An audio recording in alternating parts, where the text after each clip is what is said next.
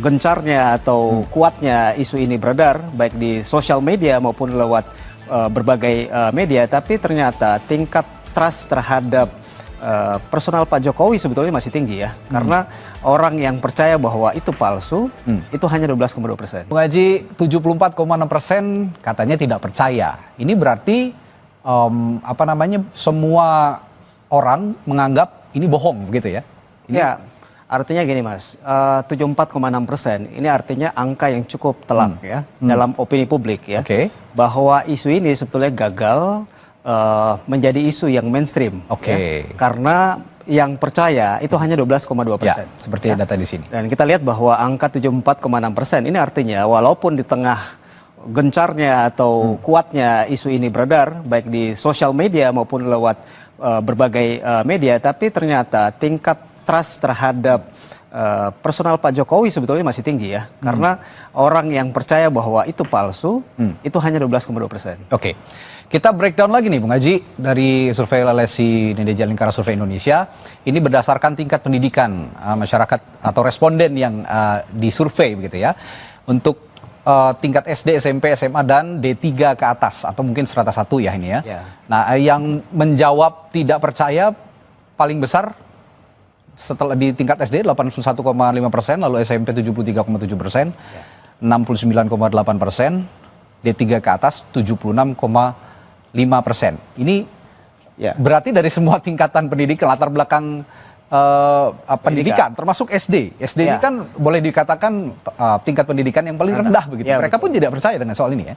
Ada dasarnya apa? Bisa dijelaskan? Sebetulnya dua. Yang sebetulnya menarik adalah ketika kita membreakdown data ini ke mereka yang percaya isu ini. Kalau kita lihat dari mereka yang tidak percaya atau sebaliknya percaya bahwa ijazah Pak Jokowi asli, itu terjadi pada semua segmen pemilih atau semua segmen demografi. Mayoritas tidak percaya bahwa isu ijazah Jokowi palsu ya.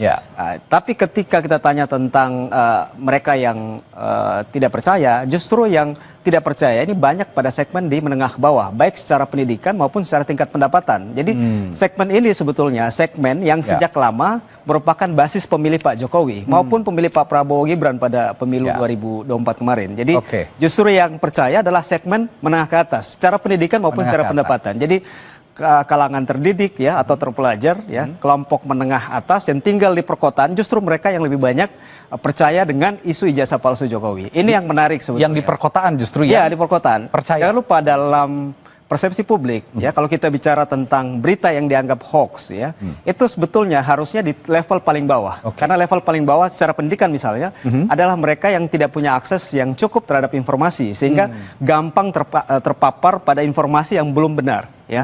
Tapi kalau kemudian justru yang percaya adalah masyarakat di segmen menengah atas, ini yang kemudian menjadi pertanyaan, kenapa demikian? Selanjutnya kita breakdown lagi berdasarkan kategori generasi ini ya. Generasi ini ada generasi Gen Z, ini 27 tahun ke atas, milenial 28 hingga 43 tahun, Gen X 44 hingga 59 tahun, dan baby boomer 60 tahun ke atas. Termasuk Gen Z juga sepertinya semua tidak percaya, mayoritas tidak percaya. 71,4% Gen Z yang disurvei oleh LSI ini tidak percaya. Lalu milenial 73,7%, Gen X 76,1%, dan baby boomer 76,2%. Yang Anda katakan tadi klaster perkotaan yang ini kan mewakili juga generasi ya. Generasi Z ini kan juga banyak yang teredukasi di perkotaan. Kalau kita lihat semakin tinggi usia, makin tinggi pula mereka yang tidak percaya pada isu ijazah palsu Pak Jokowi ya. Justru memang sedikit terjadi perbedaan di generasi Gen Z ya, karena generasi ini sebenarnya generasi yang cukup punya paparan yang lebih kuat, lebih mudah terhadap media sosial maupun informasi yang variatif ya. Jadi kalau kita lihat memang paling kecil walaupun mayoritas 71,4%. Mereka yang tidak percaya atau percaya terhadap isu ijazah palsu justru di Gen Z-nya paling tinggi 14,3%. Nah selain generasi, kita akan breakdown lagi berdasarkan partai politik. Ini juga tidak kalah menarik. Dari Partai Gerindra, Golkar, PD Perjuangan, PKB, Nasdem, PKS, Demokrat, dan PAN.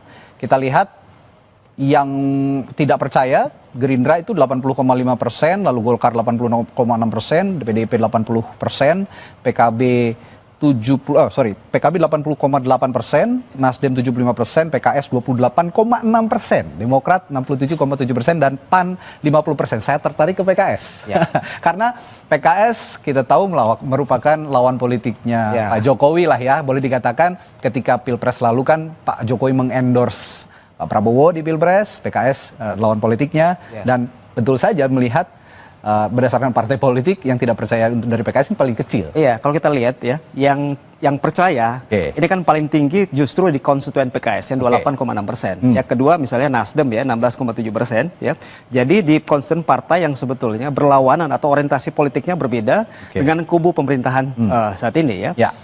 Dan justru kalau kita lihat dengan data ini menunjukkan bahwa kita harus lihat karakter pemilih PKS ya. Karena karakter pemilih PKS adalah pemilih yang mayoritas tinggal di perkotaan, terdidik ya, dan rata-rata dari sisi kelas menengah ke atas, sehingga memang ini juga paralel dengan data sebelumnya dari sisi tingkat pendidikan ya. Jadi kita lihat memang menarik. Partai koalisi, partai oposisi yang konstituennya justru mayoritas tidak percaya justru PDIP ya. Ini menarik, padahal mereka adalah partai politik yang kemarin berbeda di saat pemilu 2024. Kalau kita lihat ini memang tidak bisa terlepas dari posisi Pak Jokowi sebelumnya. Kita tahu bahwa Pak Jokowi lama di PDIP ya, di konstituen PDIP basis akar rumput sebetulnya Pak Jokowi masih punya kekuatan yang signifikan. Oleh karena itu kita lihat di basis PDIP sebetulnya tidak banyak terpengaruh dengan isu ijazah palsu Pak Jokowi. Itu yang menarik. Tidak cuma partai politik, LSI dan Jawa juga mengukur dari pemilih capres ya pada saat Pilpres. Kita akan lihat pemilih Anies Baswedan, Ganjar Pranowo, Prabowo Subianto dan juga rahasia. Saya bisa menebak ya sebelumnya bahwa pemilihnya Anies Baswedan sepertinya yang paling pemilih Prabowo Subianto ya paling banyak tidak percaya, tapi pemilih Anies Baswedan yang paling sedikit yang paling banyak percaya dan paling sedikit tidak percayanya.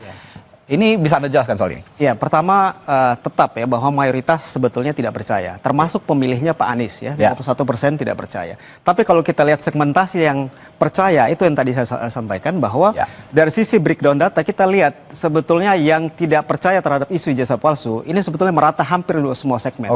Tapi yang percaya itu hanya terkonsentrasi pada segmen tertentu.